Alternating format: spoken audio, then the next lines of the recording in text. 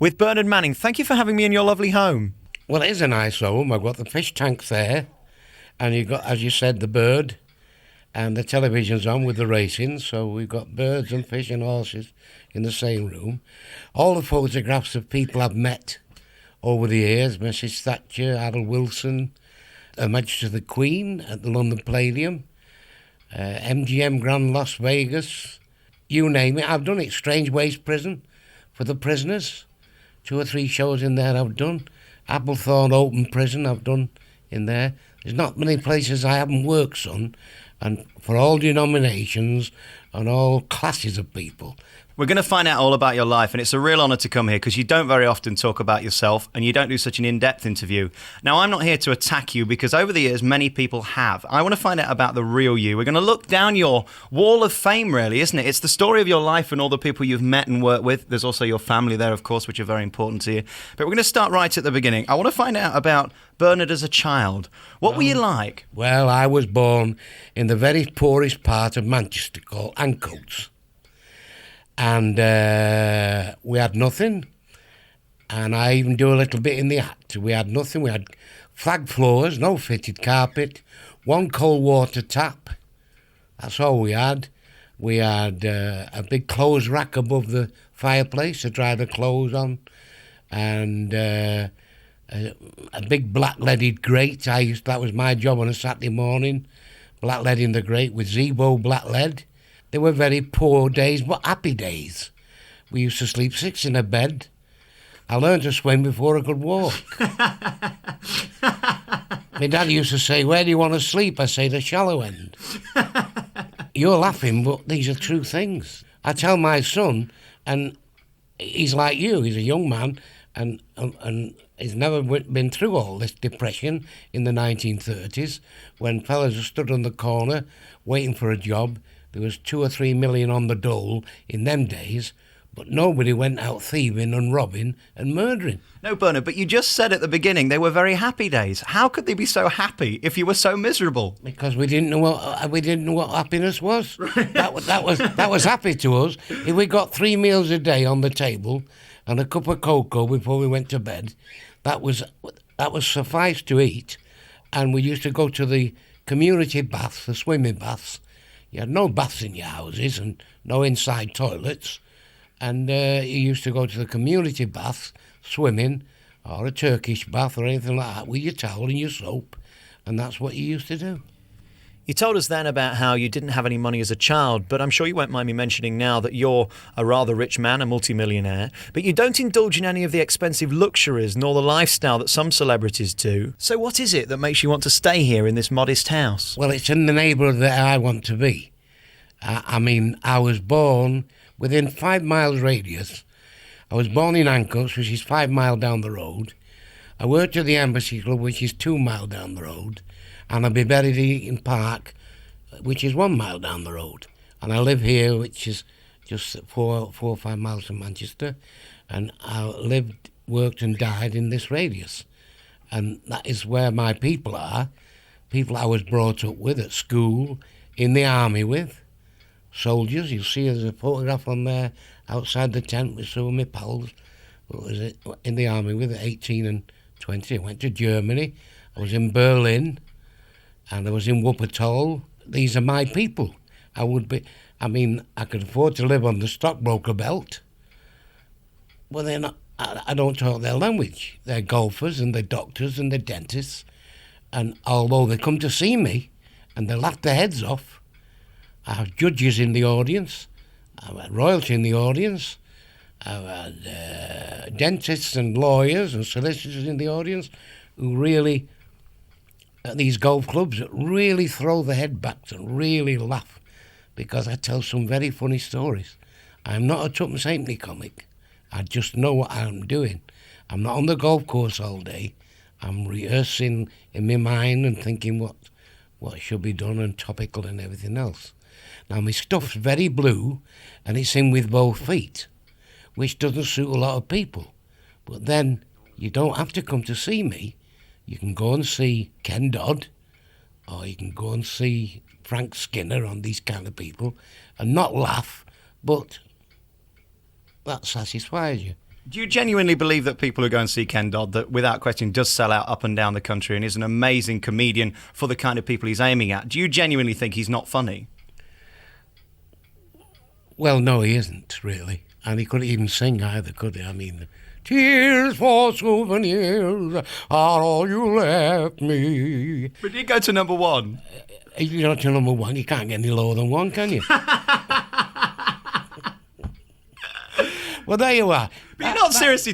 Seriously, Bernard. What I want to establish from you today is I've got a lot of respect for you because you're a very popular man with your audience. But when you say these things, do you believe it? He's making, he's slagging comics off and finding the little weak points and stabbing away. Right, but aside from that, sat here now in your armchair, you're sat here in your underpants. Let's talk honestly. Do you really believe that Ken Dodd is not funny? Well, he's not funny to me. He might be funny to a 5 or 6 year old who wants to know about jam butty mines and diddy doddy doddy men and nicky knack noo, nick knack noo, nicky knack noo, knock knack knack noo. Well, that might be funny to some, but to me, it's just a load of. I was going to say it then. I accept that, but you've got to understand that Ken Dodd is selling out night after night up and down the country to thousands of people like you can. It's just a different audience. Only because these children can't afford to see me. They can't. When they're 18, they'll say, "What did I used to laugh at?" Whereas as you look on the television now, you see Arthur Askey and Dickie Murdoch and all these kind of people, so-called Vic Oliver, supposed to be comedians in the old days. And you think to yourself, what did I laugh at? I used to laugh at this, and it's absolute rubbish. We're going to talk more about comedians, TV, personalities, talent shows. We're going to talk about that later. Let's go back to you as a child. Did you always see the funny side of life? As a child when you were in bed, I know you did the joke now about sleeping in the shallow end, but in those days, did you think this is absurd? No, we just took it as it came. There was a family of 7 of us, my 2 sisters, and my couple of brothers, Jack and Frank and Alma and Reenie, and my mum and my dad. And we got on with our lives. And my brother Frank, he died a multimillionaire at 53 years of age.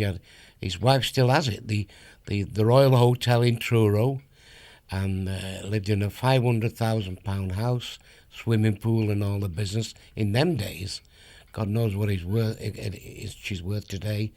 And we all come from nothing. My sisters, Alma and Reenie, had a big restaurant in Newquay, in Cornwall, the In and Out. Every one of them's done well for themselves. Every one of them's never been in prison, never been had even a parking ticket, and that includes myself. And we've been very law-abiding and good God-fearing people. We loved our parents and we was brought up right. And so is my son, young Bernard, and so is my grandchildren. They are absolutely beautiful and mean everything to me. And that's how we go through life, helping one another. That's what families are all about. When you say all this, you come across as the nicest guy, and I can see the sentiment in your eye, and I know you mean it. I've seen you with your son and your grandchildren, and you are a family man through and through. You then go on stage and say the most outrageous things.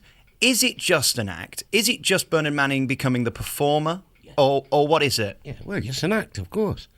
My grandchildren never heard me swear. And they won't believe it when I'm dead and gone. I'm 73 now. I'll give it another 5 or 6 years. I probably won't be here then, son. And this will be worth a fortune, this tape. what you're doing today, it'll be worth a fortune. They say, oh, we remember Bernard. And you'll get lots of letters saying how good that I was and how when they used to come to the theatres, they'd fall about laughing. And that's what I set my job out to do. That's what I'm here to do, make people laugh. And it is an act. My grandchildren's never heard me swear. My mother was 95 when she died.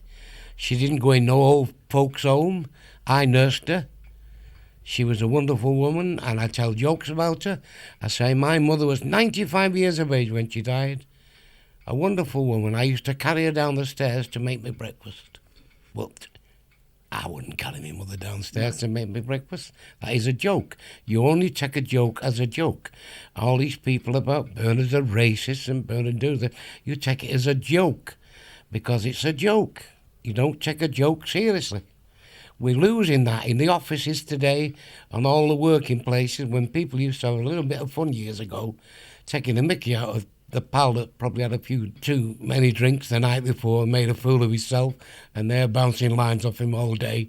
It's a joke. But now you've got to be so, you mustn't say that to her, and you mustn't pinch her bottom, and you mustn't say that. I do totally agree with you that we've gone ridiculously the other way, where you now can't say anything to anybody. Absolutely. And obviously, to me, I don't know whether you agree, but the point of a joke, it will have a victim. For a joke to be funny, there's got to be somebody who's the victim, hasn't there? Most of the time, I'm the victim. I tell jokes about fat people. I say, I don't have a bath, I go through the car wash. That's fantastic. I understand that. But what you do is take it to the next level, and then you open yourself up to people who just say, Bernard Manning is a racist because he tells jokes about Indian people. And I tell jokes about fat people, and myself. And I tell jokes about Irish people. And I talk about jokes about Jews and Welsh people and everybody right across the board. So how can I be racist? So you're not offensive to anybody, you're offensive to everybody, which counters it out, really. Well, you've got it there, son. You've got it. And if you don't want to come and see Bernard Manning, well, you don't come, do you? The theatres are all full. They're all sold out. Wherever I go in a club, it's sold out. I've seen you many times, and you do sell out. But what it is doing, some people will argue, is playing into people's minds and, if you like, feeding fire to their racism. I get black people in my audience that fall about with laughter. You'll see on my videos black people in the Embassy Club, which I had for 44 years. You'll see them in Pakistanis on the front row laughing their heads off. So you can't nail that with me. I mean, that's just what I do. I'm there to make them laugh. And when they come in, they do laugh. But what about the true racists? What about the true homophobic people that come into your show and are laughing? I don't get into that. I'm not anti-anything. I'm not political at all. But your critics will say that you're feeding that. Well, it's rubbish because, I read in the paper that I was going to do a job for the BNP the other week, a fortnight ago. Then a woman phoned me up and said, I'm glad to hear your voice, Bernard. She used to make me pens at the Embassy Club with my name and everything because I've just seen on the teletext that you died. I said, well, I feel a treat, love, and I felt better. So I don't know where all these stories come from. I stand no contract to entertain the BNP, but if I wanted to entertain the BNP, there's nobody to stop me. This is a free country. I entertain in Conservative clubs, I entertain in Liberal clubs, I entertain in Labour clubs. So what's to stop me from entertaining the BNP? Is we're in a democracy when I'm entitled to work for who I like. I was watching CNN last night, and there was a program on Larry King Live with a comedian who said that he only respects comedians that are willing to be booed. And in other words, comedians that are willing to put themselves on the line that they will face criticism. Is that how you feel, that you shouldn't always be there just to get the laughs? You should get the criticism as well. You don't mind that? I should get the criticism. I've got nothing else but criticism. I've been in this business 53 years. I started as a singer with the Oscar Arabian Dance Band in the West End of London in 1949-50. My first engagement was at the Oldham Empire in 1950. I'll just show you something there. You don't get many racists as one of them. If you can read that, can you? You've just handed me a card that says an invitation from Jamie on the front, and inside it says to Bernard and Lynn. Lynn is your housekeeper here. You're cordially invited to Jamie's bar mitzvah. So presumably from that you're trying to tell me that you're welcome in all different communities and that they haven't got a problem with you. I've done a few bar mitzvahs. I've got loads of Jewish pals. I've got loads of black pals. I did testimonial dinners for Clive Lloyd, testimonial dinners for Rook Engineer, the Lancashire wicketkeeper, John Conte. I worked with Frank Bruno.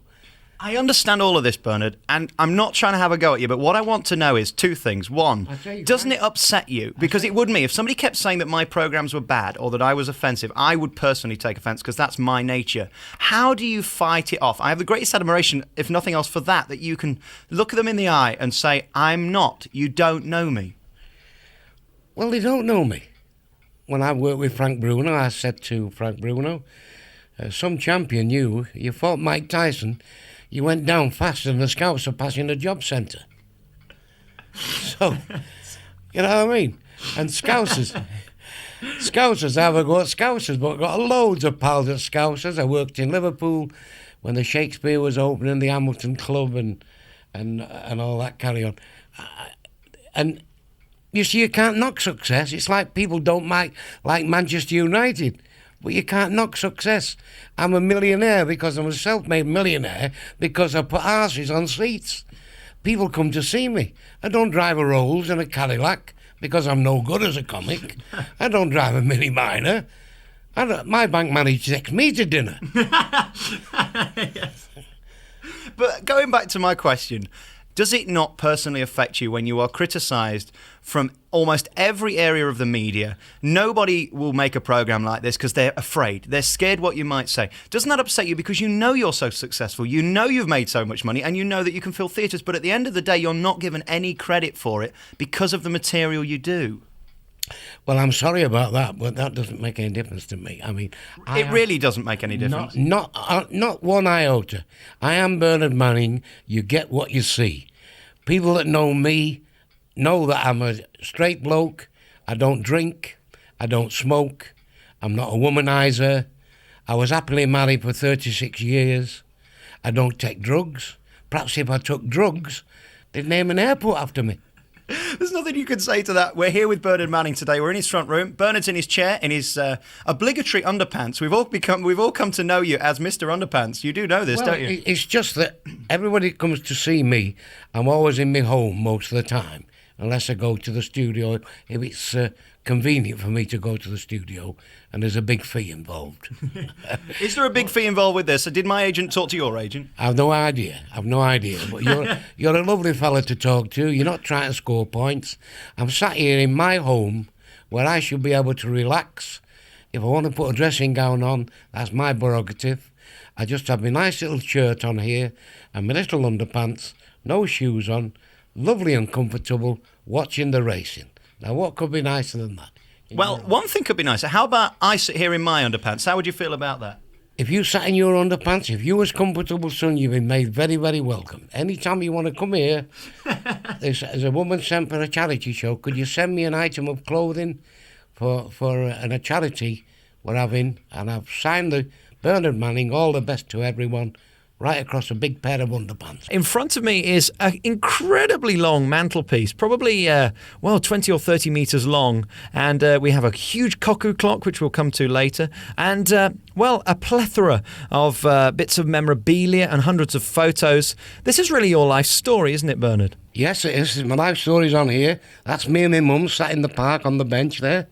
She was a wonderful woman, absolutely. I loved her dearly. And that's me and my grandson feeding the chickens on the farm. That's me at a sportsman's dinner with Joe Royal and Brian Kidd and a few more.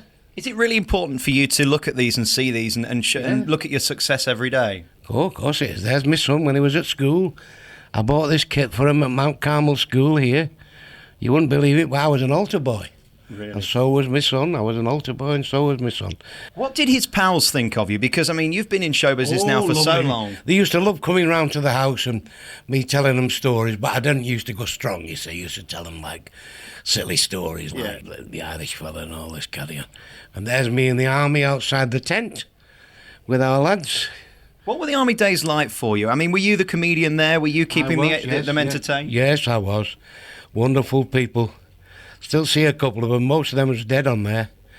But there's me as a young fella, 17 years of age, with a little dance band, a local dance band. You weren't a bad-looking man, really, were you? I was a very good-looking man, as a matter of fact. Let's just go back to the war days a moment. I'm curious to know how you found the time in the army. I mean, did you find it very difficult being away from home? Did you find it difficult being there with people that probably most of them you didn't know? Yes, well, when you've been brought up in a family and having to get on with it, being placed in a barrack room with a load of fellas and that carry on, it's a big change.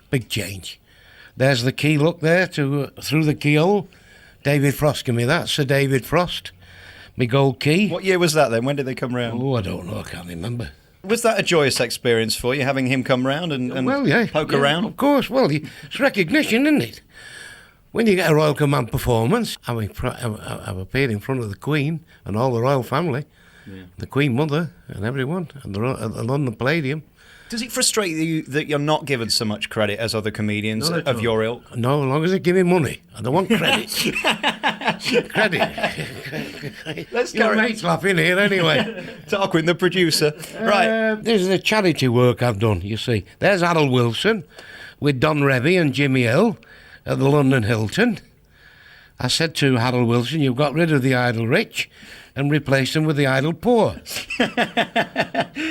What do politicians generally make of you? Well, he pulled his face, didn't he? Of course. Yes. Because that was true, wasn't it? There's the Variety Club. I'm a marker in the Variety Club of Great Britain.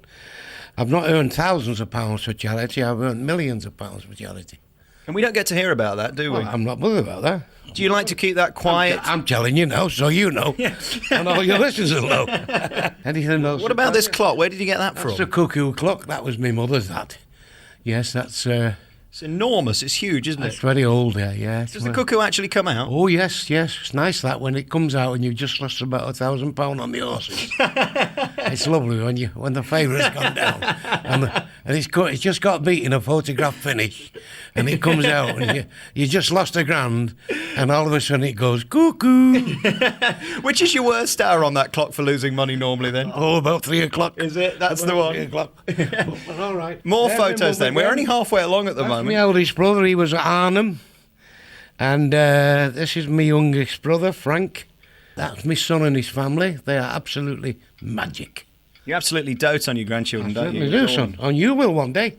That's a rosette from my grandchildren, the best granddad in the world. This is your world, isn't it? You look at this every day. Well, there's more upstairs in the drawers there if I want to reminisce memorabilia. Yeah. It's been a wonderful life. That was presented there by for Manchester City supporters for work I'd done for City. We're here today finding out about Bernard's life and career, and recently there was a huge fuss in the papers about Madonna, or Madge as I like to call her, being a big fan of yours. She really likes you, doesn't she? Yes, she enjoyed the show. I did a show for John Pierre White, a chef who was a very wealthy guy, and I think he's Italian, and he said, I've got bottles in my cellar worth £26,000, he said. The Madge thing was interesting because she gave you modern credibility with people who may not even know you in their 20s and younger that adore They know Madonna. me. They know me. All the stars read about Bernard Manning. They all know about me. The videos are out, even though if they've not come to the theatre, they've took a video home and they said, who is this Bernard Manning? We keep hearing about him. They've stuck a video on and they've laughed their heads off. But I'm talking about Madonna's fans worldwide. You may not have been known to them because they're so young, they may not have seen you or whatever. Suddenly, everybody was going out, trying to find out stuff about Bernard Manning. It was incredible. Well, there's loads of young people coming to my audience. I don't play to an old audience. I play to an audience right across the board. Because most old people don't go out these days. You come to Blackpool, it's full of young people that really stand up. And wherever I go, I get a standing ovation. They really enjoy it. And it's value. I always give value for money. I'm not one of these comics that peep round the curtain, won't come out and frighten to death. I'm out there, bang, bang, bang, bang, and it's loads of lovely gags. Could you put your finger on who is your ideal person in an audience? Is there someone that is an average or anybody that you would like to sit there? Or do you just think your humour travels across any generation? Travels across any generation. Anybody and everybody enjoy it. Oh, they really do. What about hecklers? Because they're comedy genius sometimes, aren't they? Or do you prefer not to have people shouting things at you? They can please themselves, but I wouldn't advise it. Because it can make them look very small. I don't think we can say any of them on here, can we, your retorts? Well, you could do. I get a bald-headed fella say those see-through wigs are nice. Yes. You know. You get a scruffy fella, you make a good tramp if you smarten yourself up a bit. I've got millions of things. Over 53 years, you never stuck for a word, you know what I mean? Let's talk about you as the comedian now and how you do what you do. When did you think of your first gag? How young were you? Did it come naturally or was it a process? Did you learn That it? was in the air raid shelters during the war. That'd be 1941, 42. When we was all in the air raid shelters at night and with nothing else to do. Only have a sing-song and somebody getting up telling a few stories. And in those days, it was pattern mix stories. Irish Working Men's Club went on a mystery tour. They had a sweep to guess where they was going, and the driver won 68 quid. They're still timeless, though, aren't they? They still make people laugh today. If you look at Groucho Marx and the Marx Brothers film, you'll see that 60 years, 70 years on, Groucho Marx is still as funny as ever. A very, very funny man. When you got that first laugh, was that the thing that got you addicted, that made you want to be funnier and become a comedian? What was it? Well, what made you think I want to be funny? Yeah, you got to follow it with another one and another one and another one. And in the end, like, people want you in their company. People seek you out. Come on. Same as in the army. I was always welling in the army because the lads wanted to be, because I was always cracking gags. People seek you out. Come on. Same as in the army. I was always welling in the army because the lads wanted to be, because I was always cracking gags. I had loads of pals in the army. And if there's anybody listening to this story that was in the army with me, in the Manchester Regiment, Wuppertal, or in Berlin at Waverley Barracks in Berlin, thinking about you boys. We had some good times, and I hope you're still alive and happy, having all the happiness and health in the world. I really do. Love you all. Just going back to you as an entertainer now, do you think if you were starting off today, you would make it as a successful comedian? Are there the venues to play now? Are there the clubs to go to establish yourself to become as big as you are? Oh, yes. If you can draw a crowd, you can work anywhere. Stand-up can work anywhere. You could stand me in the middle of any restaurant, any disco. The lights go down, people sit around, they give me the microphone, and I'm away. I don't need no 40-piece orchestras. I don't need no dancing girls. You just give me the microphone and I'll make you laugh for an hour. There's no doubt about that. How do you find it at your age now, being a comedian? Because you've got to remember an incredible amount of material, and it's all up there. And I know thoughts trigger jokes. We've proved that today on this programme. Is that any more difficult, or are you as quick as you were 40 years ago? I'm quicker. I'm quicker now because I've never stuck for a word. You know, I'm quicker now. Yeah. I don't know how long it'll stop like that, because your brain cells dry up, don't they? But while I'm cracking on like I am doing, firing on all cylinders, I love working. I couldn't sit in the house week after week after week. You know, I couldn't do that, son. I like to be out and entertaining. You're still good at it, and you can still pull the audiences, but your body, how are you in yourself? You're looking great, but I know actually you take a lot of tablets, and you're not a terribly well man in yourself, are you? No, because, I tell them this in the act. I'm 73, I'm on 16 tablets a day, 3 needles a day with a diabetes, angina, deaf in this left ear, I'm having laser treatment on my eyes, and apart from that, I'm jumping for joy. And I say to somebody in the audience, say hello, Bernard, because you might be the last person to speak to me. And they say, how are you getting on, Bernard? I say, well, when I get up in the morning, I put my elbows out like that, and I don't feel wood, I know I'm right for another day. How do you feel about mortality and what happens next? What are your views on that? Well, I was brought up as a Roman Catholic, and I believe there's another place to go to, a spirit, where we go, our soul. I can't believe that it's just the end. I just cannot believe this wonderful world with all the gorgeous little babies in it and the children in it and our babies born and all these wonderful things we have. You know, when you look around this house and you look outside that window, the trees and the sunshine, I can't believe that it just finishes just like that. And I can't believe that I'll never see my mother and father and my brothers again. Just couldn't believe that. You'd like that, wouldn't you? I'd love it. I'd love it. I know I've read a lot about how you feel about your brother who died of a tumour, and you had another brother, I believe, died in the war. I know that really affects you, doesn't it? He died because of the war, really. It affects anybody who loves a family. If you're all brought up with everybody, you slept with them, and you've ate with them, and you've gone to school with them, and you know, I can remember taking my youngest brother to the swimming bath for the first time, you know, and all them little memories, you know. which you couldn't buy. There's no money in the world could buy that. I mean, let's face it. And as I say, you absolutely dote on your family now, your son and his children. It's incredible the love you have for them, isn't it? Oh, yes. I love them very, very dearly. Life wouldn't be worth living. My son, I remember, young Ben, he's 14 next week, the 13th of September.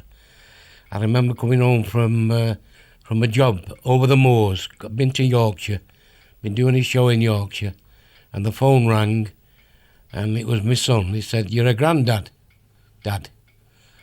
And I said, "Oh, that's wonderful, Bernard. What are you going to call him?" He said, "Ben." And I've just given my number plate, which is worth about £30,000. BJM1. He's Ben John Manning 1. It's worth 30 grand, that. I'll just give it him for when he gets 18 and gets a car. And that's the number plate on the car that's outside the house now, isn't it? Just give it to him. If you're just joining us today, you're listening to an exclusive hour special with me, Alex Belfield, in the company of Bernard Manning, one of the country's greatest, most legendary comedians. If you think back to the 70s, huge success on TV, and we're finding out about his life and career today and playing some of his best tunes as well. We'll play another one before the end of the programme. We're here in Bernard's front room in Manchester, and Bernard's in his underpants, the obligatory underpants, and thank you for doing that and feeling so comfortable to be able to do that. I feel I know you now. Well, I hope you do. Not intimately, but I know you. Right, makes no difference. We're good friends now. If anything I can do you a good turn, all you got to do is pick the phone up and say, "Bernard, I'd like to meet so-and-so and so. And if I can arrange it, son, there's no problem." You're a good man. Let's talk now about politics. Now, you've worked with endless politicians. I mentioned earlier you worked with Margaret Thatcher. There's a classic picture of you with Margaret. What did she make of you then? Well, she's a wonderful woman. There's no doubt about it. And I've no politics. I don't lean to either the Conservatives or Labour. But she was a wonderful. This country was known as the sick person of Europe, wasn't it, when she took over, and she did the coal miners a favour.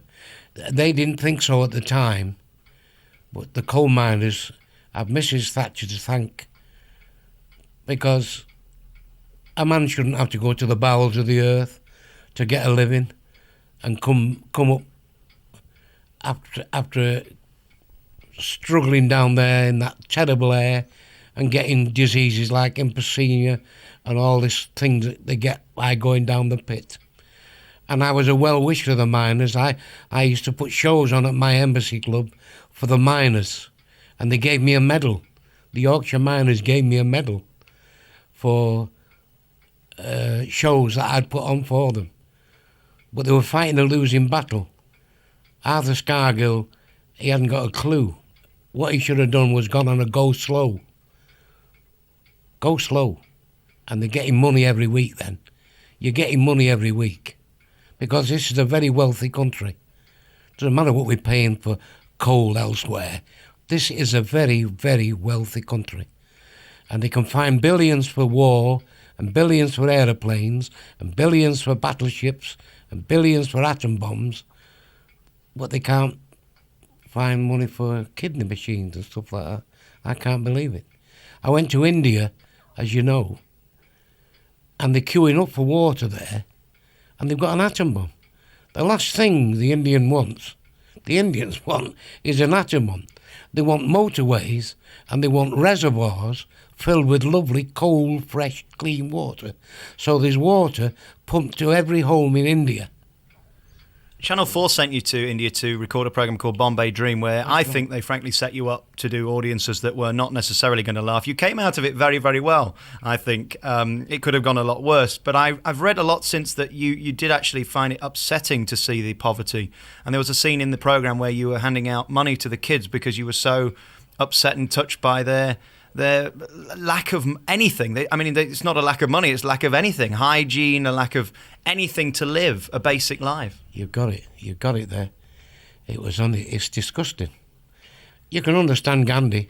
The man was the greatest man that ever lived for me, him and that Mother Teresa. She used to go in the streets and clean these kids up full of maggots and goodness knows what, and love them and cherish them, and he doesn't bear thinking about. All that woman had was what she stood up in.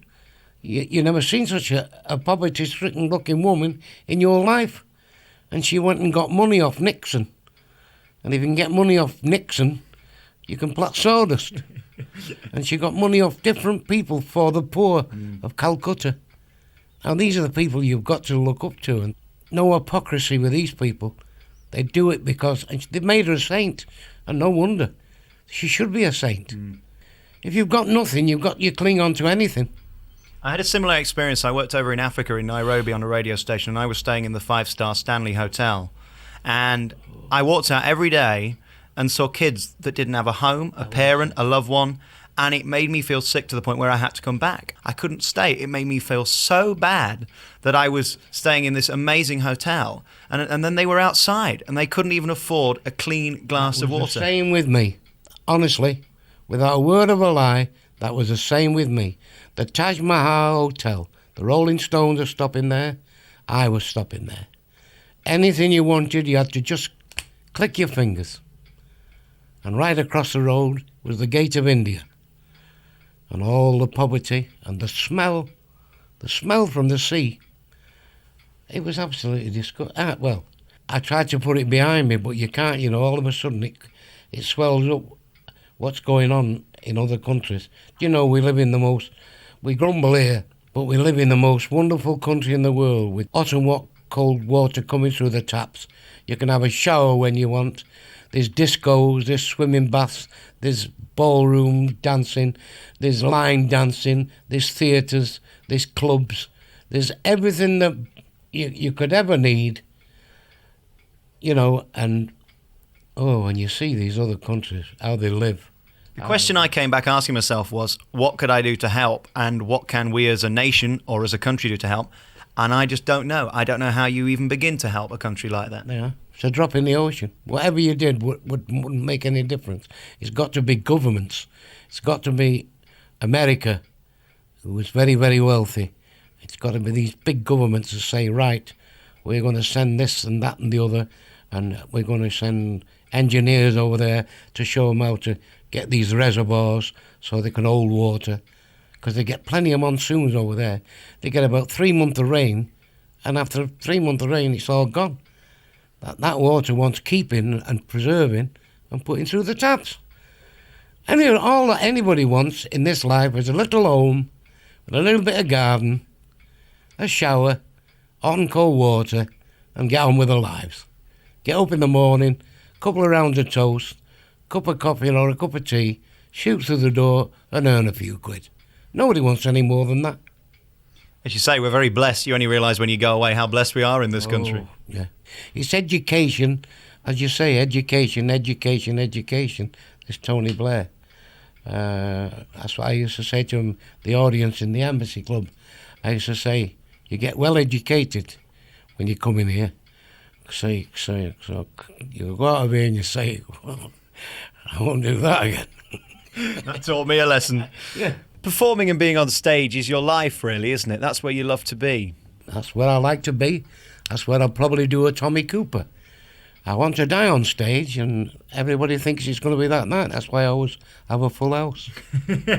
That's how you're selling your show these days. Put it on the poster. Yeah, it might go any minute. Do you think you'll ever get another TV series, or would you ever want another TV series? Well, if some producers out there, they want to do a TV series, The Bernard Manning Show, with guests. But my guest would be Chubby Round. And my guest would be Ricky Livid of Bolton. And my guest would be Johnny Casson. And now, he's a great comedian, isn't he, Johnny Casson? Yes, very funny guy. He used to be a drummer with the Cresters when he come to the Embassy Club. Started as a drummer. Oh, aye. They've all sat behind me over the years. They've all watched their Uncle Bernard. Don't worry. It's fascinating to talk to you because we've learnt so much about your life that we don't normally get to hear. The thing that I've thought about today that's come to me all through this interview is that you've not been given any praise. You've not been given any kind of status as a comedian because of the material you do. Did you ever, or do you now, regret the fact that you went blue and you could have just done clean stuff? No, when I drive down the road in my Rolls, and I wave like the Queen. My mother used to sit in the back and she used to wave like that, and he used to say, "There's an ashtray in the back there, Mother." Don't be flicking it over. There's an ashtray in the back. When I see the wonderful life I gave to my mother and father, they stopped at the best hotels.